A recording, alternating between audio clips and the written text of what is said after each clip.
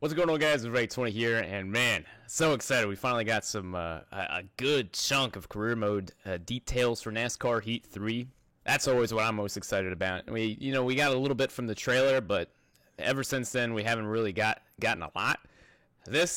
We've got a lot of details. So we're going to roll a clip. It's a pretty long clip. Got a lot of the NASCAR Heat guys, 704 guys, talking about a lot of the features with career mode. And we got guys like Alex Bowman, William Byron, Chad Knaus, all kind of dipping in for little clips. So we'll show that to you, see what you guys think. We'll talk about it a little bit.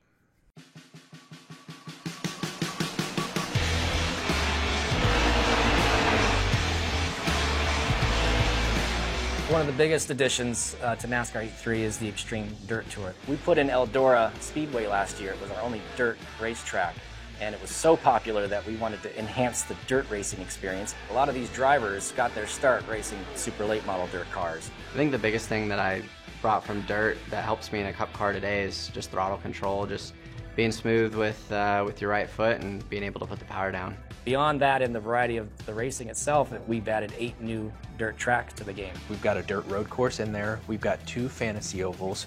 We've got a number of real-world dirt tracks. So at Charlotte, the dirt track there, the dirt track at Vegas, the dirt track at Texas. We also have these hybrid dirt tracks, which are real-world tracks, but they're real-world asphalt tracks, and we've put dirt surfaces on them. So at Bristol and at Richmond, you will be racing in these dirt hybrid tracks.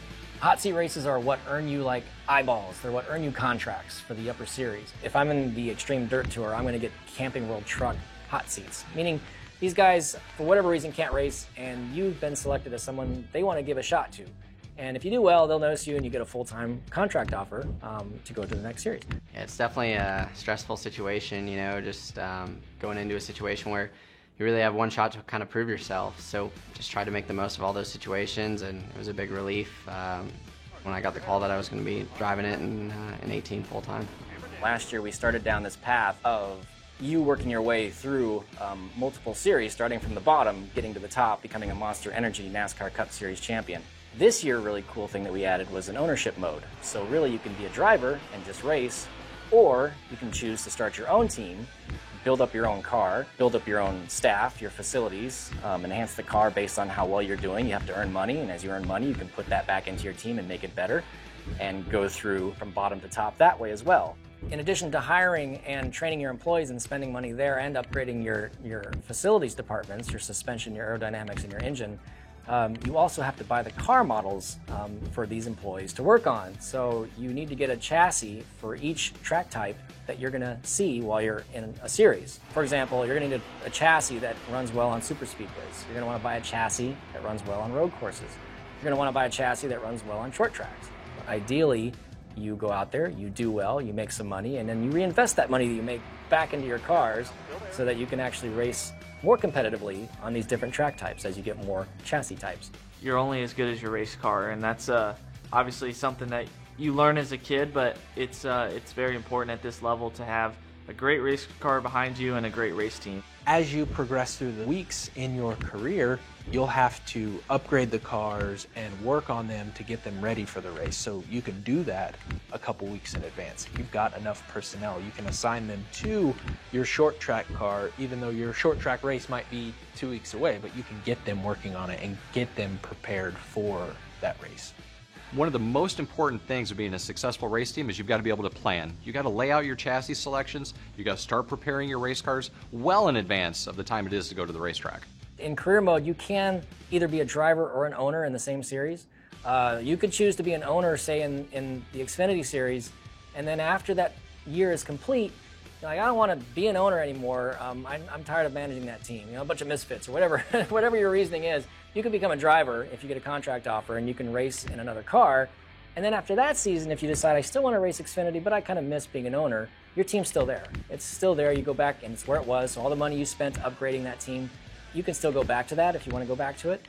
You can race in all 4 series at the same time. So you can be an owner in the Extreme Dirt Tour. You can be a driver in the Camping World Truck Series. You can be an owner in the Xfinity Series. You can be a driver in the Monster Energy NASCAR Cup Series. I mean, you can interchange that. So there are a lot of options to kind of keep you entertained and focused on what is best for you while you're racing. Pre-order now at NASCARheat.com. Alrighty, so yeah, once again we got a lot of career mode details. So we kind of started off here. We got a lot of like little clips. Yes, we got Kyle Busch dumping Kevin Harvick. He saves it though. That was one gripe I had with NASCAR Heat 2 is, man, the AI saved just about everything. And it looks like right there at the end of it, he kind of saves it too. But it's just a quick little clip. But yeah, so first thing to talk about is adding obviously the Dirt Series here. So we got a clip of him at Eldora, looking straight as ever. Honestly, these cars look like pavement cars, kind of going down the straightaway. We put in Eldora Speedway last year. It was oh yeah, dirt. That's one of the things I'm most afraid about. I guess with the obviously dirt being a big part of this game and the career mode. Here's the next part of it. Watch this guy. He's gonna come in here and he's gonna like thread the needle. Racing experience. And it looks like he's on rails.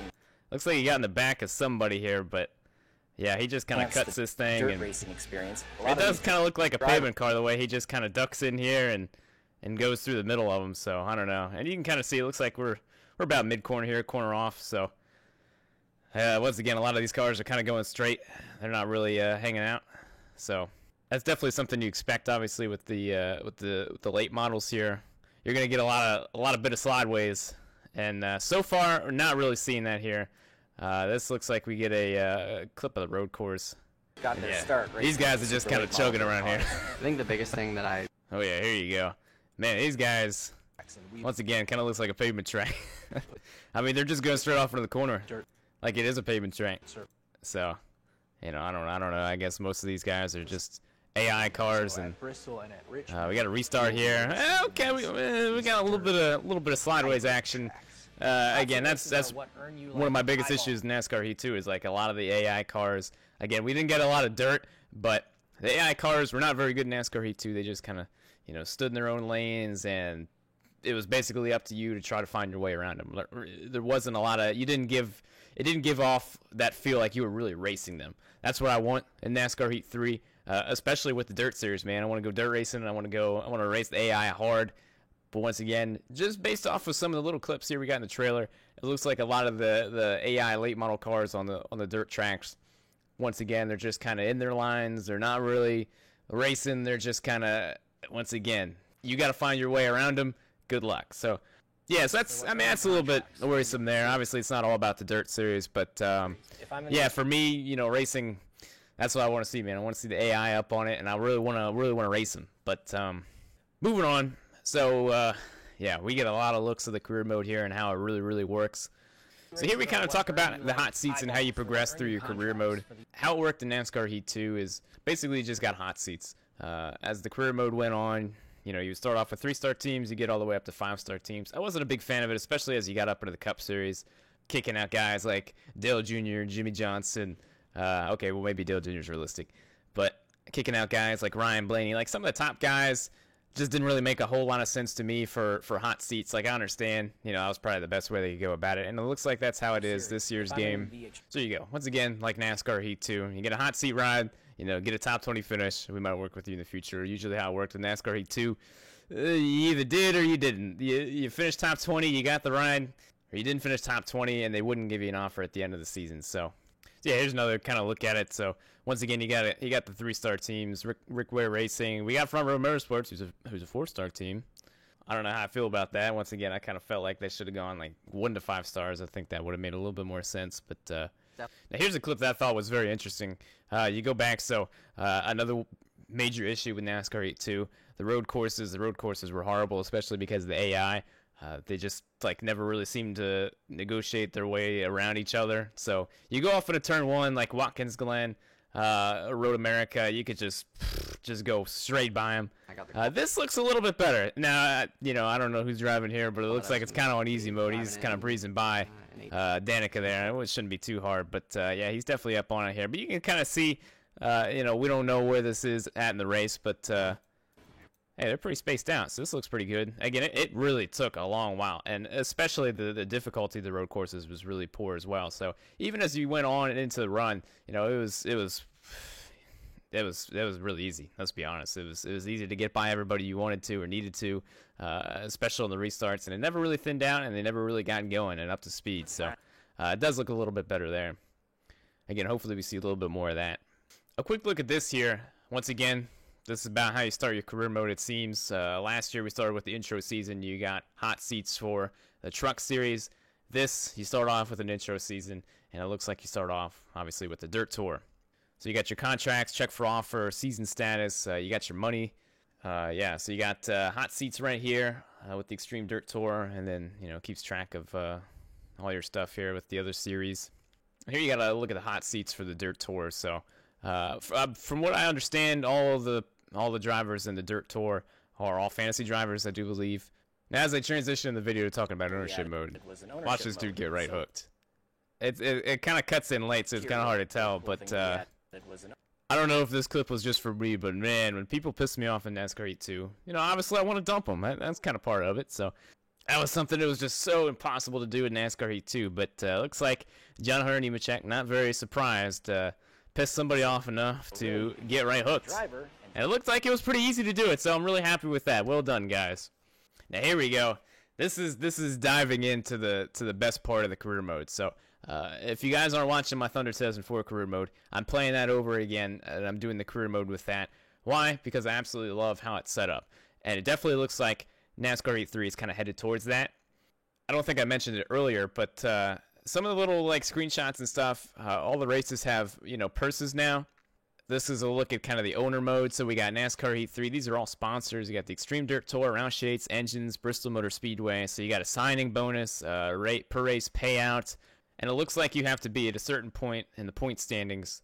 Not 100% sure how that works out, obviously. I would assume if you fall back at some point, they'll terminate you. But Roush Yates, required reputation is 1. The rest of them are 0. So I guess that's going to play a bit into it as well. So that's very cool. Again, anything to make the career mode deeper from NASCAR Heat 2. So I really like this. Here we go. You got the available funds, 144,000. So it looks like things are going pretty well. Team hiring. You got a bunch of people here. So again, not 100% sure how the ratings work, but hire for $20. Brian Swanson. He's got 1 for suspension apparently. So the most expensive, we got Carlos Garcia. 8 engines, 7 aero, and 1 suspension. So for nearly $2,000, seems like he is the best option here. So yeah, that's really cool as well. Once again, kind of like NASCAR Thunder 2004, you get all your people together and build better cars, and of course they all have salaries and stuff, and you got to manage your money. So that's huge. That's huge. We had nothing like that in NASCAR Heat 2. We like NASCAR Heat Evolution. We had a very small, we had the sponsors and we had the upgrades to the cars. NASCAR Heat 2, we didn't have any of that. So this is a huge step up for NASCAR Heat 3. And for me, this is definitely going to keep it a lot more fresh. With NASCAR Heat 2, man, it was hard to play it after a while because once again, you just couldn't upgrade. Now this goes as deep as to owning your own team or racing for somebody else. But either way, hiring team, managing your money, getting components together, and we'll talk about that a little bit later on. But this is huge right here. Now talk about this at some point later in the video. They talk about different chassis and stuff like that. So it looks like. Once again, similar to NASCAR Thunder 2004, it's a little bit different, but yeah, you can have different, cars. So we got a short track over here, we got road course, and the rest of these are normal. But you got your employees here, I would assume. So they're working on these, and these. So this is a pretty OP car right here. We got 96 engine, 94 aero, and 97 suspension.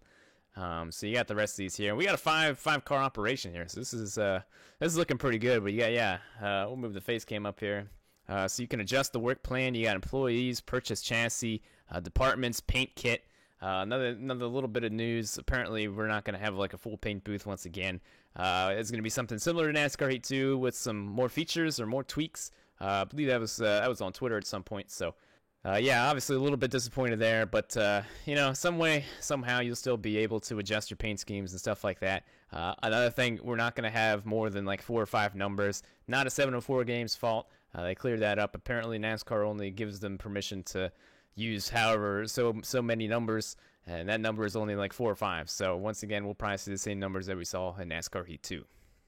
So here we got the department upgrades. We saw that in the trailer here, and this kind of comes to what I was talking about before. You got to buy the certain chassis here. So we got this is kind of what it's going to look like, at least for the late model, buying your specific chassis. So Yeah, so you can select short track, purchase a new car for 10,000. We got 144,000 in the bank, so we're looking good there. But yeah, just a little clip there. Once again, adding to that depth, man. I love that kind of stuff.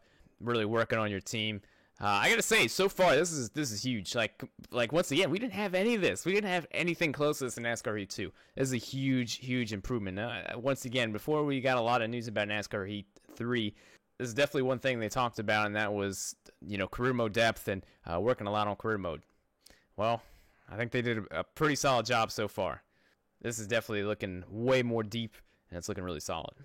So next, we got a couple of clips here. Looks like we got Daytona, Austin Dillon commanding the field, and it looks like he made it past Eric Almirola without crashing him, so good job there. Okay, now we got Trevor Bayne out running Blaney, Truex, and Larson at a road course. Okay, now I'm a little bit confused here. I believe we saw this in the trailer. We kind of get the same victory animation, which kind of sucks. But hey, I think we're going to have burnouts. It's sort of pretty much kind of confirmed on Twitter, so that is really awesome. And another part of that, we're going to have a 360 cam while you're racing, so you'll be able to look around your car, which is, a much-needed addition to the game, and at least in my opinion. I don't think it's really that big of a feature, but I think it's an important one. I don't know how big it was to add, but it's definitely one of those quality of life kind of pieces in the game that's pretty important in my opinion. You want to see your whole car, you want to look at the damage and see kind of who's moving around you. So, but yeah, we should be good to go on burnouts. I'm really excited about that, man. Once again, I don't know how hard it was to add that feature, but we missed it the first 2 games. Got to have it for this game, and it looks like we got it. So this next little clip, you got some of the upcoming tracks and how you can prepare. So you got Charlotte, short track. We got, 2, 3 short tracks, and we got 2 normal. And, of course, we'll have road courses. I think there's one road course, dirt road course, which I don't know how I feel about that, but that's going to be in there as well for the super late models. For the late I don't know what they are. Super late models, dirt late models, one of the 2. But anyways, yeah, you can prepare for the upcoming races so you can get your chassis ready ahead of time, which is pretty cool. So, once again, that kind of adds another, I don't know if you can run a normal car and throw it onto a short track or whatever, or throw a short track chassis onto a road course. I don't know. Obviously, there would probably be some sort of penalty there, but I'm sure I'll figure that out at some point through the career mode. So here we kind of got we're looking at the respect, I guess, of some of the other drivers. So you got McLeod Motorsports. You got BJ McLeod and Tommy Joe Martins, I guess. But yeah, so it looks like we're all the way to the right, and we're friends with those guys, so that's pretty cool. You were in good standings with this team. You may consider signing they may consider signing you next season if you keep it up. Okay, I thought I already saw a typo there. So you got relationships with other teams, so that's pretty cool. So yeah, you got JD Motorsports, Chip Ganassi, Brandon Built Motorsports. That's pretty cool. So here we got select a car for Bristol, normal. So we got short track. Oh, okay. So this kind of answers my question. So you can bring a road course car to Bristol, but it looks like it's going to be -3. Honestly, it really doesn't seem like that big of a penalty. So you got normal, and short track is -3, and road course is -3. I can't imagine short track and road course being the same penalty. That doesn't really make a whole lot of sense to me. All it does is just drop all these by 3, so 74, 74, 74. Yeah, I don't know how I feel about that. That doesn't really make a whole lot of sense. I don't even know how a road course car would work for this, but I can't imagine it would work very well at Bristol, but you can still go back to that if you want. Now here you go. Now wait for this next line. You can also race in all 4 series at the same time. So you can race in all 4 series at the same time. So that's right. You can leech it up all you want.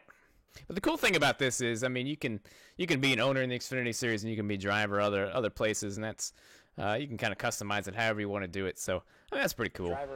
Oh, here we go. Here's the extended road course clip we were talking about earlier. So let's watch this here. So we got Road America. Yeah, so he kind of cuts it to the inside. Watch these guys check up. Oh, Larson was really checking up there at the last second, so hopefully that isn't too bad. But we got an onboard kind of shot with. Oh man, look at these guys just chilling, man, going straight. I kind of hate to see that, but here we go. That's really about it. We finished it up with a couple of screens, and there you have it. So. All right, so I feel like we covered just about everything in there, at least some of the bigger stuff. I mean, obviously, it's a pretty long clip, so you can overanalyze it quite a bit and find some little stuff. But I've only done one other video, and that was kind of talking about the trailer. But a lot of questions have been answered on Twitter, whether it's Sean Wilson on Twitter. Ed Martin, the 704 Twitter account, has been answering questions now. So, yeah, so we figured out a lot of stuff, and we also got another gameplay clip from it was Chase Elliott at Watkins Glen going past what was it, DJ Kennington in the 96, I'm assuming. So yeah, but that's something I really wanted to talk about, obviously, with the career mode, because that's the most important part for me. I'm always excited about doing the career mode each year, and I can 100% say it looks like 1,000% step up from NASCAR Heat 2. We didn't have anything anywhere close to what we had in NASCAR Heat 2. It looks like for NASCAR Heat 3. Definitely looks like they added a lot of cool stuff to career mode that I definitely think will keep you playing a good bit more.